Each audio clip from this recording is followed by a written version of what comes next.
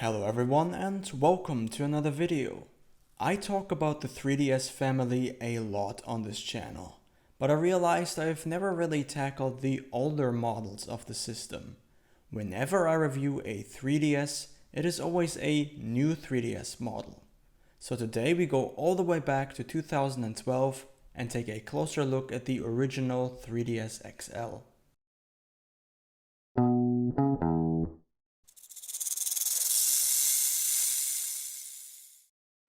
When the 3DS launched in 2011, it did not gain as much traction as Nintendo was hoping for.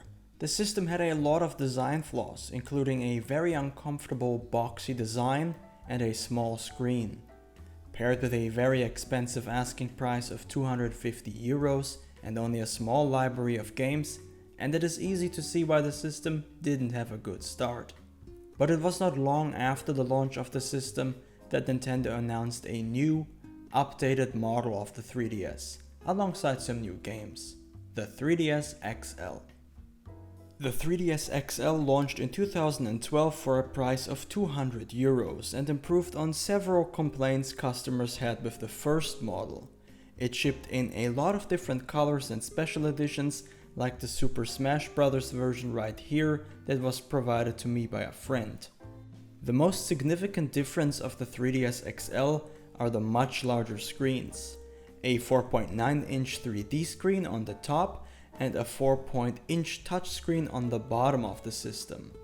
On top of all this, due to its larger form factor, it comes with a larger battery that further increases the energy efficiency of the system, from 5 hours of playtime on the regular 3DS to an average 6.5 hours on the 3DS XL. It goes without saying that because of the increased size of the system, it fits better in larger hands, and the rounded edges are a lot more comfortable than the sharp corners of the original. I also noticed that the hinges of the 3DS XL feel a lot more durable than on the first model. The system is even less prone to scratches because it uses a matte instead of a glossy finish. But my favorite design choice of the XL is the stylus placement on the right side of the system. It feels very natural to grip, and the size of the stylus itself is very generous as well. I like to claim that from all the different designs Nintendo tried over the years, this is one of the best uses of the stylus we have ever seen. Aside from all of these improvements, the rest should be very familiar. It has a D-pad that feels very responsive, a circle pad, 4 face buttons, 2 shoulder buttons on the back, an SD card slot on the right side of the system, regular, not micro SD, and of course a cartridge slot on the top of the system. The 3D sliders on the right side of the top screen and can be adjusted to your liking. The volume slider, on the other hand, is on the lower half of the system, which again feels very natural because you will be using it a lot and it's easy to control even while you play. Later versions of the 3DS put both the 3D and the volume slider on the top screen, which was a pretty poor design choice in my opinion.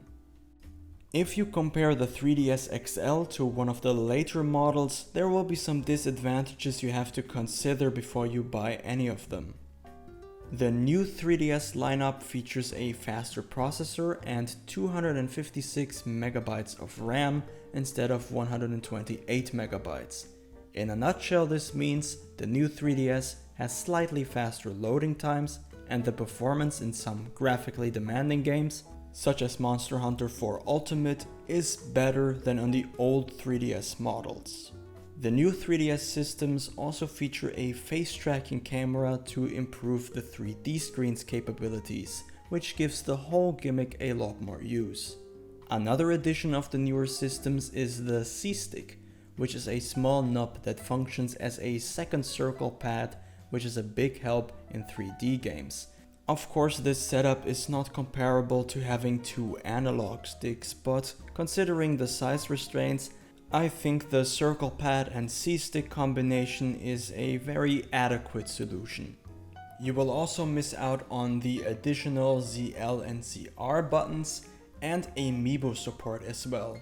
The old 3DS models require a separate device to use Amiibos. I admit that in a direct comparison with one of its younger siblings, the 3DS XL doesn't seem to hold up very well on paper, but in practice the changes to the system are not as crucial as they might seem. The 3DS XL plays the majority of the 3DS library very well, and there's only a handful of titles that are exclusive to the new 3DS system. A detailed list of these titles can be found in the description below. If you don't want to play any of these titles, you don't necessarily need a new 3DS system. And the C-Stick, while a welcome addition, doesn't get much use in the majority of the games. And the improved 3D feature is only really worth it if you actually turn on the 3D effect, which a large portion of people don't. The old 3DS XL, just like its newer models, is backwards compatible with DS games. And if you want to jailbreak your console, the 3DS XL can be a very capable emulation device, specifically for 8 to 16-bit platforms like the Super Nintendo, Sega Mega Drive, or the Game Boy Advance. There are N64 emulators for the 3DS as well, but the performance is very poor, so you best stick to 2D games if you decide to jailbreak your 3DS. Keep in mind that I solely mention the system's jailbreaking capabilities for education's sake, and that I condemn piracy of any kind, in particular considering that the 3DS eShop will close down forever in a few months, and physical games will get increasingly more expensive as a result, with many digital exclusive titles disappearing completely. All in all, the 3DS XL can be a good purchase if you find one for a decent price. When you are out to buy one, try to compare it to a new 3DS model and see what you want and what you can afford. While the 3DS XL is usually a bit cheaper than one of the newer models, you can find good deals for all of them when you do a bit of digging. I personally wouldn't spend more than €100 for this specific model, but prices vary from region to region, so I can't give you any specific numbers. The same goes for games, by the way. Yes, they increased in price over the last few months, but it is not on the same level as a Game Boy Advance or the GameCube even. But that's it on my part. If you liked this video, make sure to check out my review of the new 2DS XL or any of my other 3DS related videos. You can also subscribe to the channel for more handheld gaming content. Thank you very much for watching and have a wonderful day.